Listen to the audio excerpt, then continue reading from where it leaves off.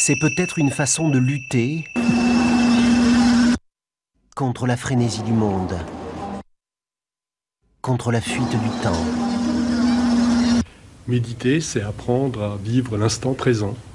Ça m'a juste allégé la vie. Je me sens plus légère. On s'est rendu compte que la méditation avait un rôle qui diminue les effets nocifs du stress sur la santé.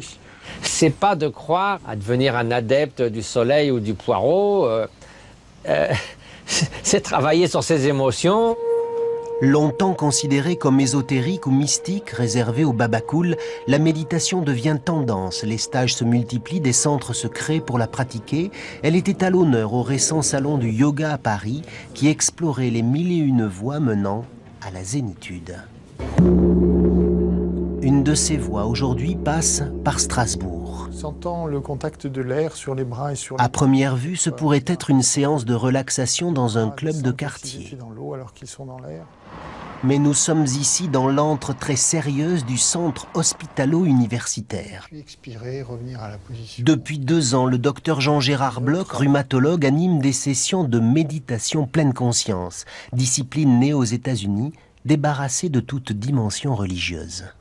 Vivre de façon plus zen est certainement un des facteurs qui permettra d'allonger la durée de vie de l'individu. De vous? Absolument. Il ne s'agit pas de dormir, ni de réfléchir. De la façon la plus simple qui soit. Mais respirer, ressentir, un moyen de combattre le stress et dans certains cas, la maladie.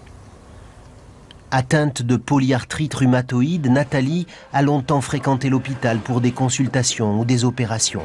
Maintenant, elle y revient pour méditer et mieux affronter sa douleur.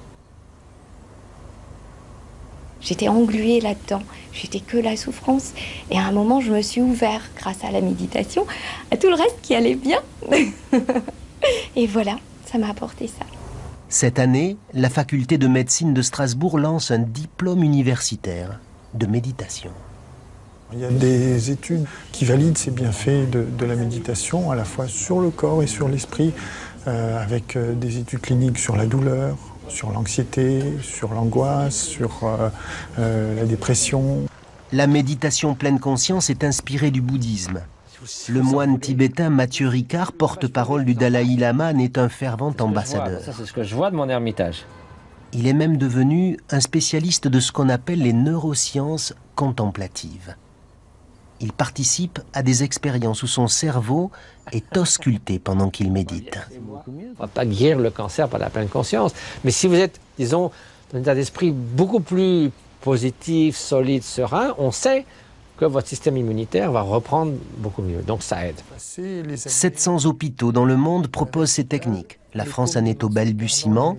Les séances ne sont pas remboursées. Un sujet peut-être à méditer pour la sécurité sociale.